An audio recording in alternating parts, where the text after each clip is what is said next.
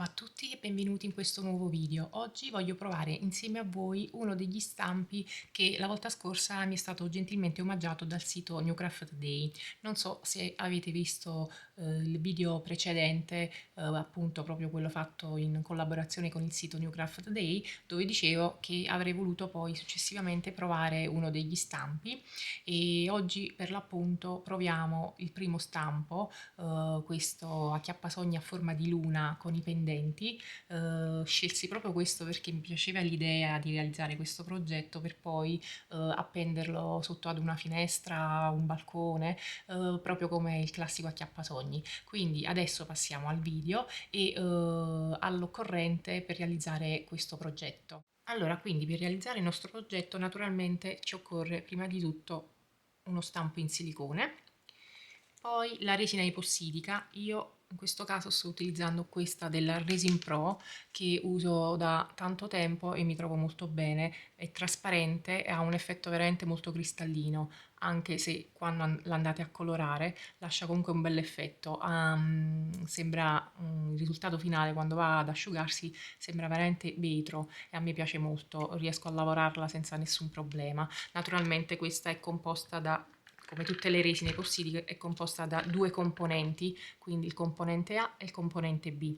Quindi il B molto importante anche esso perché ci permette proprio poi il processo di catalizzazione, ovvero dell'asciugatura, perché il componente B è proprio l'indurente. Dopo andiamo a vedere come utilizzarla nelle giuste misure, proporzioni e peso.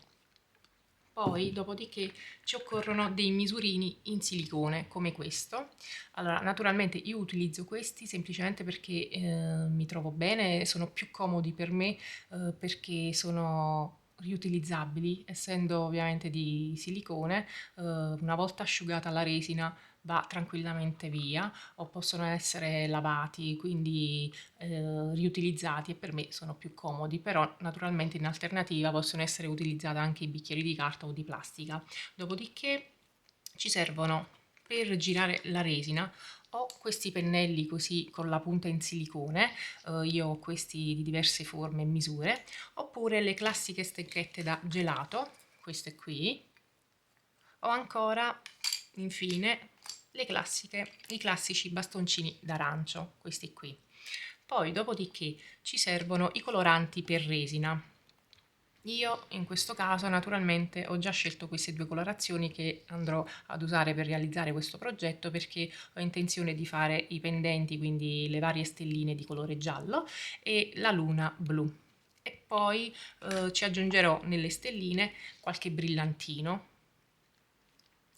e infine ho deciso anche di aggiungere le mie bellissime polveri fluo che da quando utilizzo mi piacciono veramente tantissimo perché naturalmente poi al lavoro finito, anzi poi quando il lavoro sarà terminato vi farò vedere anche il risultato al buio perché queste polveri sono fluo, quindi io le andrò ad aggiungere ora nella resina e poi quando il lavoro sarà asciutto e terminato, al buio saranno fluorescenti. Quindi questa è una cosa che veramente mi piace perché già insomma l'idea dell'acchiappasogni che sarà poi appeso, magari mosso un po' dal vento, al buio addirittura si illumineranno anche, saranno fluorescenti, quindi mi piace veramente l'idea, ho pensato di fare così. Quindi questa colorazione lime, quindi verrà un bel giallo fluo, l'ho scelto per aggiungerlo nelle stelline e questo naturalmente come vedete è bianca però poi darà questo colore qui come la scritta sky, quindi di un azzurro, un blu e lo utilizzerò per la luna. Poi in ultimo, cosa importante, ci serve la bilancia, io utilizzo questa per pesare poi i due componenti di resina A e B. Ecco qui. E adesso passiamo al video. Allora, riprendiamo la bilancia, l'accendo, vado a metterci il misurino. Naturalmente adesso mi pesa il misurino, quindi faccio la tara e dopodiché aggiungo la resina, prima il componente A e poi il componente B. L'unica cosa, sposto un attimo questo perché voglio farvi vedere, le resine epossidiche appunto vanno miscelate sempre con due componenti A e B e hanno varie caratteristiche tra di loro, alcune un po' diverse, ma comunque variano di poco. Caratteristiche intendo magari nel rapporto di impiego, c'è qualche altra resina che può variare di qualche grammo, niente di particolare. Questa invece, per esempio, come dice qui sulla bottiglia, bisogna seguire queste istruzioni, ti dà appunto i consigli per l'uso e dice il rapporto di impiego componente A 100 grammi e componente B 60 grammi, quindi vuol dire che se io vado ad utilizzare 100 grammi di componente A dovrò utilizzare 60 grammi di componente B. Quindi questo è importante, bisogna fare attenzione nel pesare poi la resina, perché naturalmente se aggiungiamo un po' di resina di componente A in più o in meno, e lo stesso vale anche per il componente B, naturalmente poi possiamo avere sicuramente problemi nel processo di catalisi, cioè la resina non si asciugherà, anche perché questo è molto importante, come vi ho detto prima, perché il componente B è indurente, quindi è quello che andrà ad indurire la resina, anche il componente A, e andrà poi ad avviare il processo di catalisi. Quindi adesso andiamo a pesare la resina. Io ho deciso di aggiungere 40 grammi di componente A, dopodiché aggiungerò 24 grammi di componente B, quindi in totale sulla bilancia aggiungendo tutti e due i componenti dovrò trovarmi un totale di 64 grammi, quindi bisogna fare semplicemente sempre un po' il calcolo e così, essendo precisi, ci troviamo perfettamente con il dosaggio dei due componenti, così sicuramente non avremo problemi poi dopo con l'asciugatura della resina. Allora, un'altra piccola informazione sulla resina epossidica, naturalmente è differente dalla resina UV che asciuga in lampada UV, mentre invece la resina epossidica asciuga all'aria e mentre la resina UV ad esempio asciuga in lampada in pochi minuti, mentre invece la resina epossidica va asciugata all'aria per un tempo di 48-72 ore. Quindi il processo è più lungo, però una volta asciugato il risultato è veramente bello. Ecco qui, cominciamo ad aggiungere la resina. Comincio con il componente A e ne verso 40 grammi. Ecco qui, la verso delicatamente, piano piano, facendo attenzione ad arrivare al giusto peso.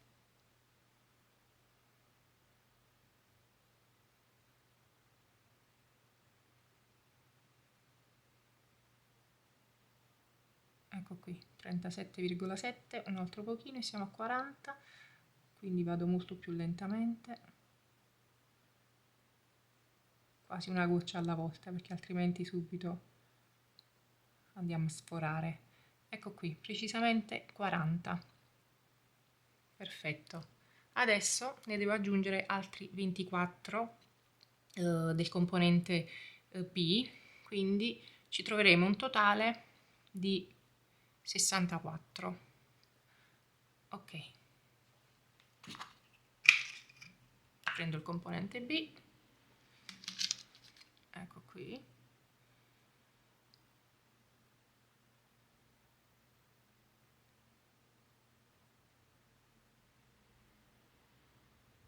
(55) ci siamo quasi.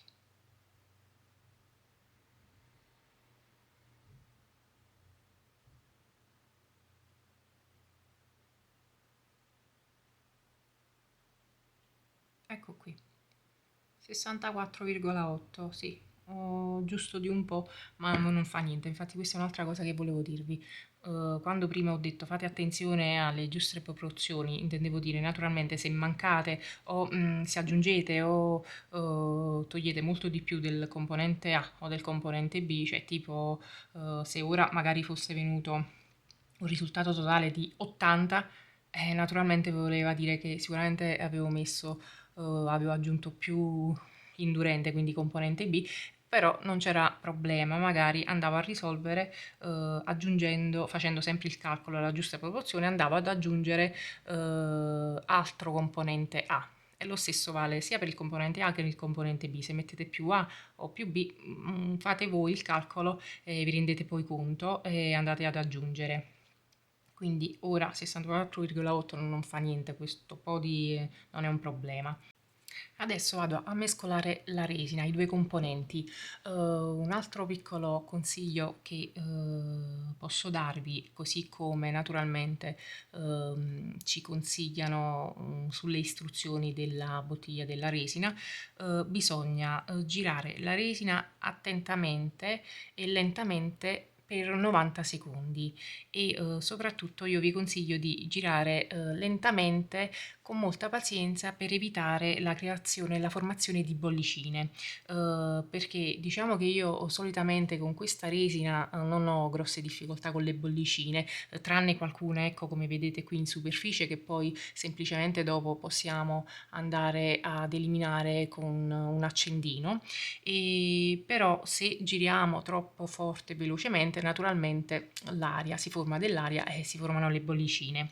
Quindi per evitare ciò giriamo molto lentamente e per 90 secondi. Molto importante girare per 90 secondi così da far miscelare insieme i due componenti e poi un'altra, l'ultima cosa che voglio dirvi, nel momento in cui andate a mescolare i due componenti insieme, quindi dopo aver girato, avete almeno 25 minuti di tempo per lavorarla, cioè quindi aggiungere, non so, i brillantini, le polveri, i coloranti, eccetera, eccetera, per poi essere versata nello stampo. Ecco, entro i 25 minuti viene proprio suggerito, così nei consigli d'uso, di versare poi la resina negli stampi, perché quello è il tempo di lavorazione massima, voglio dire, è abbastanza, non è pochissimo tempo, perché poi naturalmente dopo un po' di tempo seppur il processo di asciugatura è maggiore, cioè come dire,